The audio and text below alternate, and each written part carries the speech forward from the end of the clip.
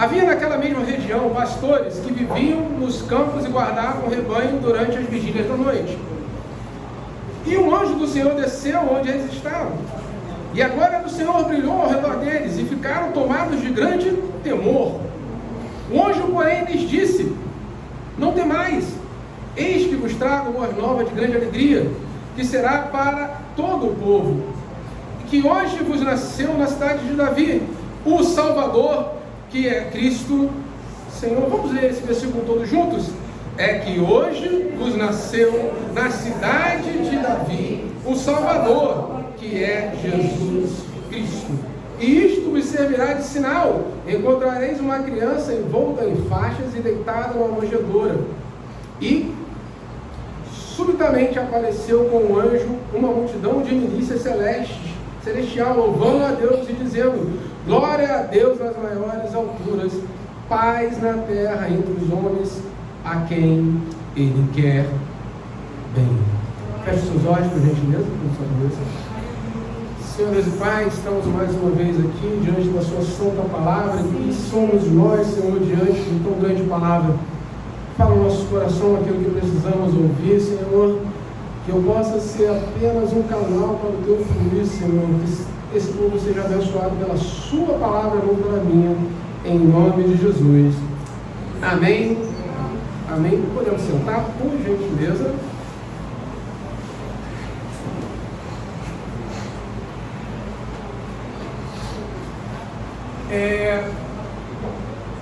Nós vamos ter aqui na igreja, daqui a uns 2 ou 3 meses, um curso falando dos puritanos, não é mesmo? Ou eu estou enganado?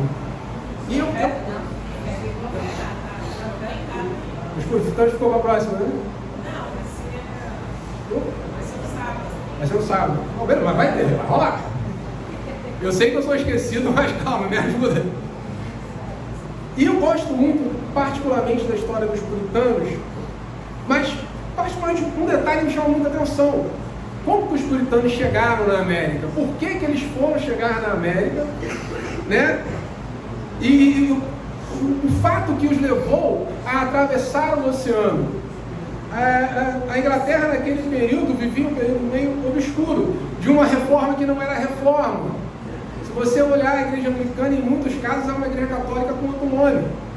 E existiam homens e mulheres naquele país que queriam uma reforma verdadeira, queriam transformar aquela nação pela palavra, não só uma reforma de nome. E eles começaram a pregar o Evangelho, pedindo uma reforma, uma pregação do Evangelho séria. E o que acontecia quando eles pregavam na igreja? Eles eram expulsos. Nós temos o caso famoso do autor do Peregrino, que ele foi preso por pregar o Evangelho. E essa pressão foi aumentando de forma tal, que verdadeiros homens e mulheres de Deus foram obrigados a deixar o seu país, suas casas, seus trabalhos, suas famílias, adentrar no navio há 200 anos atrás, com as condições péssimas, para atravessar o oceano. Quem já atravessou esse oceano de avião já sabe que é um negócio demorado, que às vezes assusta. Imagina de navio naquela época, para chegar num país que ainda não existia, como diziam os antigos, era tudo mato antes de eles chegar, simplesmente porque eles não poderiam pregar, eles não poderiam falar de Jesus. Chegando naquele país, eles começam a desenvolver aquilo que foi chamado de 13 colônias, principalmente as colônias do norte, que vão mais tarde vencer a guerra civil e vão transformar aquele país no que hoje é o maior país do mundo, aquele que todo mundo tem inveja, aquele para onde todo mundo quer viajar, que é os Estados Unidos. Os Estados Unidos nasce a partir de perseguição religiosa. Agora imagina se eu, puritano naquele tempo, eu vou sair daqui do meu país, vou atravessar o oceano, e eu tenho certeza que eu vou transformar aquele lugar no maior país da terra, e todos terão inveja. Essa era a cabeça deles? Não, eu só queria fugir, gente. Eu só queria escapar da morte.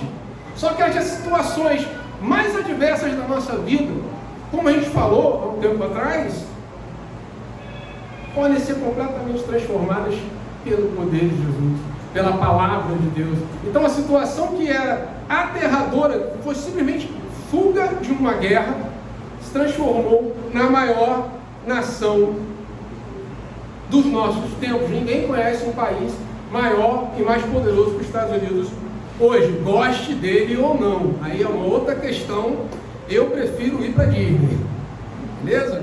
Mas é interessante como essa história leva a entendermos que situações adversas da nossa vida, perseguições, medo de morte, podem se transformar em coisas extremamente grandes que nós não conhecemos e não entendemos e não compreendemos. Mas muito bem, porque toda essa história tem a ver com o texto que eu acabei de ler. Aqui na Bíblia não está escrito puritano, não está escrito Inglaterra, não está escrito Estados Unidos, tampouco Disney aqui. O que isso tem a ver? Vamos então para o texto, o Evangelho de Lucas.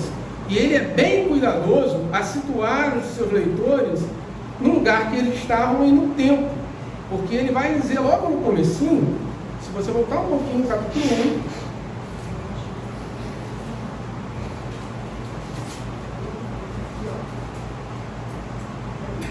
perdão,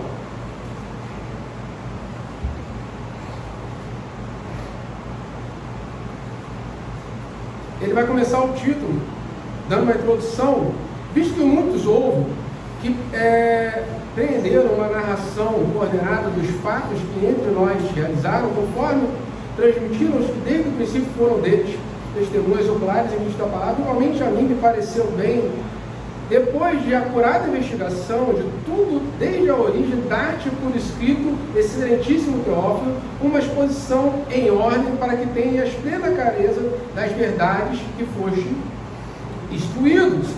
Nos dias de Herodes, rei da Judéia, houve um sacerdote chamado Zacarias, e ele vai começar dizendo, olha só, isso tudo aconteceu nos dias do rei Herodes. Aonde?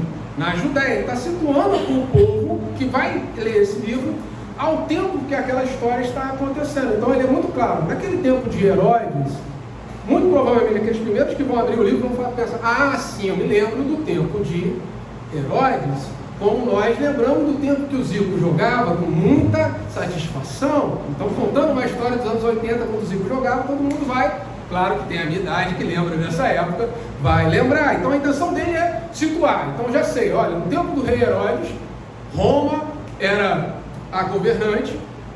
Então, essa situação ocorre ali. E qual é o contexto daquilo ali? Isso é muito interessante. Havia um descendente do rei Davi assentado no trono, governando? Não havia. Israel não existia naquela época. Eles já haviam sido destruídos há muito tempo atrás. Eles eram dominados por muito obrigado, já ganhou mais um lugarzinho no céu, está garantido. Agora é um Garden. Amém? Aí eu pego o fim da meada, fazendo brincadeira. Onde eu estava mesmo? Exatamente, Israel não existia. Não existia. Aquele país tinha sido invadido por Roma. Aliás, já havia sido invadido por babilônicos, sírios, gregos. Aquilo não existia, aquilo era ruínas. Não, e eles tinham essa angústia de estar sendo dominados.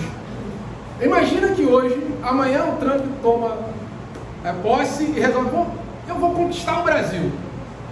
Então, se dizer certo, vai conquistar o Brasil, ele demora uns 15 segundos para conseguir. No máximo, a nossa resistência vai ser 15 segundos. Aí imagina que agora, tira o prefeito, eu não sei nem o nome do prefeito de Nova Iguaçu, e não quero saber, e ele coloca um americano para governar aqui. E ele vai tomar todas as empresas. Então, na empresa não vai ter mais ninguém, assim, só no máximo empregado e encarregado brasileiro. Gerente para cima, todo mundo americano. Nossa situação vai ficar pior do que já é? Muito provavelmente. Essa era a situação que eles viviam aqui, de completo jugo dos romanos. Eles não eram livres, eles não tinham liberdade, eles não tinham sequer um país. E eles nem eram cidadãos. Esse é o contexto. Por isso que Lucas se preocupa em dizer, foi nesse tempo que aconteceram esses fatos que eu estou narrando. E aí ele chega para o versículo 8 que nós lemos. Havia naquela mesma região pastores que viviam nos campos e guardavam o seu rebanho durante a vigília da noite. Vamos parar aqui. Havia então naquele lugar pastores. O que os pastores estavam fazendo ali? Guardando o rebanho. Olha, o que faz um pastor senão guardar o rebanho. Porque a situação está ruim, eu não tenho país, vida que segue, eu não posso fazer mais nada. O que me resta? Trabalhar, fazer o que eu tenho que fazer todos os dias, não tem outra solução. Então as coisas estão normalmente. E engraçado que na nossa vida, quando as coisas começam a fluir, tudo vai muito bem. Eu estou trabalhando, estou estudando, estou produzindo. A situação está ruim, mas vou fazer o quê? Como dizem, vida aqui segue. E a vida seguia normalmente. E aí nós entramos no versículo 9, que vai dizer o seguinte: e um anjo do Senhor desceu onde eles estavam, e a glória do Senhor brilhou ao redor deles, e ficaram tomados de grande temor. Tiveram grande medo, se apavoraram. Ora, peraí, eu estou vivendo uma situação que é caótica. Meu país está dominado por um país estrangeiro. Eu não tenho liberdade. Eu estou levando a minha vida empurrando com a barriga. Parece um anjo na minha frente, que provavelmente esses caras oravam o tempo todo, Senhor, e via alguma coisa, e via um sinal. E o sinal chegou. E qual é a primeira reação deles? Eles ficaram apavorados, tiveram medo. Às vezes nós nos acostumamos tanto com uma situação tão ruim, que a gente agora já está acomodado com eles. Repara como é que você fala dos problemas para o seu irmão? Ah, o meu problema. Ah, meu problema é tão grande. Ah, eu tenho ele há tanto tempo, estou tão acostumado com ele. Não mexe nele, não deixa ele aqui, não resolve não. Não. O problema vai existir, vai aparecer, não tem como escapar. Mas existe uma solução. Jesus Cristo, Filho de Deus, herdeiro de Davi, que veio para transformar a minha vida, a sua vida. Ele é a solução. Ele é a solução para o problema desses homens. É a solução para o teu problema, para a tua vida. E é a solução para todo esse caos que vivemos hoje. Muitas coisas, em termos ruins, acontecem de forma tão espantosa e fulminante que a nossa única reação, às vezes, é a perplexidade. Lembra da história de Jó? Tudo ia bem, quando de repente chega um empregado, olha, morreram todo o seu rebanho morreu. Caiu um raio. A Bíblia vai dizendo, olha, nem terminou de contar, chegou outro. Ó, suas plantações foram, nem terminava de contar, chegou outro, sabe seus filhos? Você não tem mais, acabaram de morrer todos. Tudo vem muito bem, mas de repente vem uma notícia ruim atrás da outra. Quem já passou por isso, não levanta a mão, pelo amor de Deus, guarda para você. E a gente fica assim, sem saber o que fazer. Os pastores estavam na mesma. Aconteceu tanta coisa, nós estamos dominados, nós não temos esperança nenhuma. E quando o anjo apareceu na minha frente, eu fiquei perplexo e cheio de medo. Confesso, acho que eu e você ficaríamos também apavorados, sairíamos correndo. Mas vamos seguir o texto. Versículo 10. O anjo, porém, lhes disse: não temais. Eis que vos trago boa nova de grande alegria, que será para todo o povo. É que hoje vos nasceu, na cidade de Davi, o Salvador, que é Cristo, o Senhor. O anjo vai olhar para eles. Que isso? Está com medo? Está apavorado? Vocês não oraram o tempo todo pedindo um Salvador? E agora que a gente está chegando, vocês estão, calma, não temas, não tenha medo, eu vos trago boas notícias. Nesse tempo improvável, num lugar improvável, numa situação improvável, eu lhes trago boas notícias.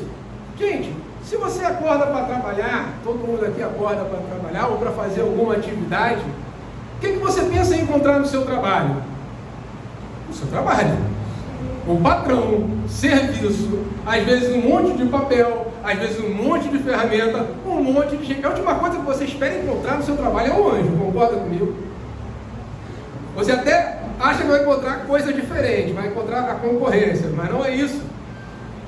Então a situação mais improvável, eles estão simplesmente aquilo que eles faziam todo dia, vamos lá cuidar das ovelhas. O que vai acontecer de diferente? Nada, a gente vai continuar cuidando das ovelhas, é isso que passava na cabeça deles. Mas de repente, não mais que de repente, a situação muda. E eles vão dizer, eu vos trago boas notícias. E qual é a boa notícia? Imagine a boa notícia que aqueles homens estavam esperando. Olha, a colheita vai ser boa. Essa é uma ótima notícia. Olha, o preço da lã da ovelha aumentou. Vocês vão ganhar mais dinheiro. Essa é a boa notícia que eles estão esperando. Olha, fulano de tal ganhou a eleição. Essa é a boa notícia que eu estou esperando. Olha, saiu aqui no jornal, você passou naquele concurso. Essa é a boa notícia que eu estou esperando. Olha, o Império Romano caiu. Essa é a boa notícia que eles estavam esperando. Mas só existe uma boa notícia. A única que vale a pena ser ouvida e falada. Eu lhes trago boas novas de boa esperança, de grande alegria. Versículo 11. Qual é a boa notícia que eles tragam? É que hoje vos nasceu na cidade de Davi, quem? O Salvador, que é Jesus Cristo, o Senhor. Só tem uma boa notícia que você precisa ouvir. Só tem uma boa notícia que você precisa dar para as pessoas.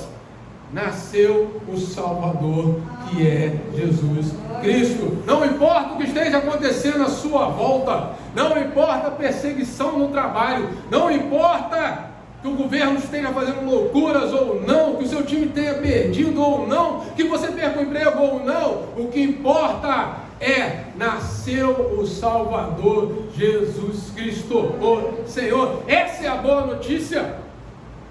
E é só dela que eu devo falar, é só ela que eu quero ouvir. E que vocês querem saber mais, vocês irão encontrá-los, continuo dizendo, em um lugar dos mais improváveis. Versículo 12. Isso é muito interessante. Isto vos servirá de sinal. Encontrareis uma criança envolta em faixas, deitada numa manja. Pensa o seguinte, vamos de novo voltar à situação. Os caras estavam sendo oprimidos pelo maior império que já pisou essa terra. Não houve império maior que eles, nem gregos, nem egípcios, nem babilônicos, nem Estados Unidos depois. Ninguém foi maior do que Roma, nem mais forte do que os romanos. Eu estou esperando um Salvador. Eu estou esperando quem? Eu estou esperando um Rambo. Eu estou esperando um super-homem. O que o anjo vai dizer? Olha, chegou o teu Salvador. Pô, então beleza, ele está numa fortaleza cheio de armas, montado a cavalo, pronto para derrubar Roma. Não. É um pouquinho diferente.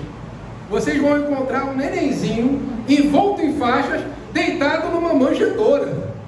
Não é nada do que você está pensando. Não é nada que você está querendo, porque você não decide nada. Você não sabe de nada. O Senhor sabe. Esse bebezinho deitado na manjedoura, esse sim é que é o salvo. E quantas vezes a gente quer uma solução para o nosso problema que seja drástico? Eu quero mesmo que o Rambo venha e resolva meus problemas, derruba. Vamos confessar que a gente quer quebrar meia dúzia de vez em quando? Meia dúzia é pouco, né? O pessoal já pensou uma lista aqui enorme. A gente sempre arruma uma confusão na rua, a gente quer que o nosso pai venha e dê um cascudo no menininho do lado.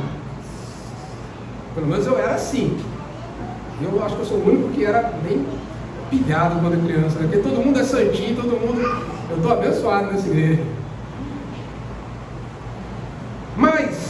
Mas, assim como a situação adversa pode surgir na nossa vida sem dar sinais, sem que a gente possa perceber, a solução da nossa vida pode chegar também sem que eu perceba, porque eu não sei qual é a solução.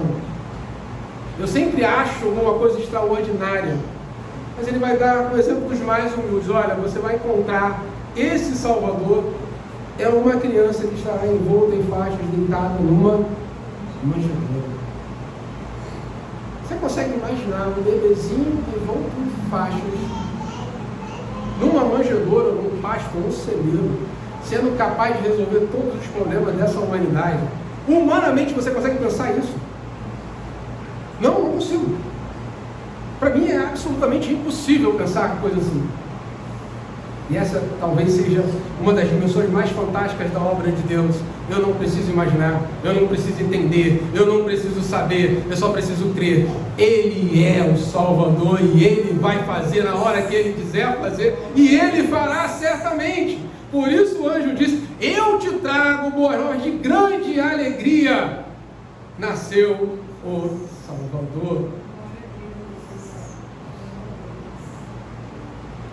E agora nós vamos ver o que acontece quando recebemos essa boa notícia de salvação. E subitamente, versículo 13, subitamente apareceu com o anjo uma multidão de milhares celestiais, louvando a Deus e dizendo: glórias a Deus nas maiores alturas, paz na terra entre os homens a quem Ele quer bem. Uma outra tradução vai dizer: paz na terra a todos aqueles que desfrutam do favor de Deus. Se você desfruta do favor de Deus, haverá paz no teu coração, ainda que o mundo esteja em guerra, ainda que um exército se levante contra você, como lemos lá no comecinho. Você desfruta do favor de Deus na sua vida, a guerra vai acontecer e nada vai acontecer a você. Quando os inimigos se levantam, tramam contra mim, são eles que tropeçam e caem. Essa é a boa notícia. Jesus Cristo Salvador, aquele que os judeus esperavam, e alguns esperam até hoje, já chegou. Ele está aqui diante de você, Ele está em todos os lugares, olhando por você, só esperando: vem até mim. Receba Jesus na sua vida. As situações adversas, nesse momento, passam a ser absolutamente esquecidas. Leamos aqui o versículo 15, por favor. Ausentando-se deles os anjos para o céu, diziam os pastores uns aos outros: vamos até Belém, vejamos os acontecimentos que o Senhor nos deu a conhecer. Foram apressadamente, acharam Maria e José e a criança deitada na manjedoura. Vendo, divulgaram o que lhe tinha sido dito a respeito deste menino. Todos os que ouviram se admiraram das coisas referidas pelos pastores. Maria, porém, guardava todas estas palavras, meditando-as no coração. Voltaram então os pastores, glorificando e louvando a Deus por tudo que tinham ouvido e visto e como lhe foram anunciados. Veja, os pastores não voltaram para rebanho nenhum, não voltaram a fazer aquilo que estavam fazendo. Eles largaram o rebanho lá e foram correndo procurar o tal menino que foi falado. Encontraram, falaram para todos ficaram admirados, e os pastores voltaram glorificando e louvando a Deus por tudo que tinham ouvido e visto. Situações adversas foram subitamente esquecidas, o medo já não existia no coração dos pastores. Jesus tornou-se o centro da preocupação daqueles homens. Os únicos anseios daquelas vidas eram conhecer o Salvador, anunciar o Salvador, falar do Salvador, estar junto com o Salvador e permanecer com Ele. Todas as situações da vida, não é que mudou, não. Roma continuou reinando, a pobreza pode ter continuado, os fatos negativos continuaram, mas isso deixou de importar, porque agora eles conheceram o Salvador. Eu vos trago boas novas de grande alegria. Nasceu o seu Salvador. Pode ser que o mundo não mude, eu não creio que o mundo vá mudar, mas eu creio que a sua vida mudará no dia que você encontrar o seu Salvador. No dia que você entregar a sua vida completamente a Ele e entender: Ele é o Senhor da tua vida. Não vai importar mais nada, como não importou agora para os pastores.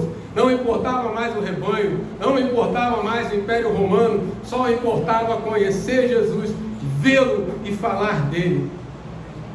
Então eu te trago hoje boas novas de salvação. Jesus é o centro de tudo, de toda a história, da vida daqueles homens e de quem Ele estima, que desfrutam o seu favor, de todo o mundo, de toda a terra. Ele é o Senhor, o seu, o meu, o nosso Salvador nasceu. E é só disso que precisamos saber. E é só isso que eu preciso conhecer. E é só disso que eu preciso falar. E é a única notícia que eu e você precisamos. Se outras coisas boas acontecerem a reboque, glória a Deus. Se não acontecerem, glória a Deus. O importante é: nasceu o salvo. Amém? As nossas crianças estão prontas? Como é que está a história? Vamos nos preparar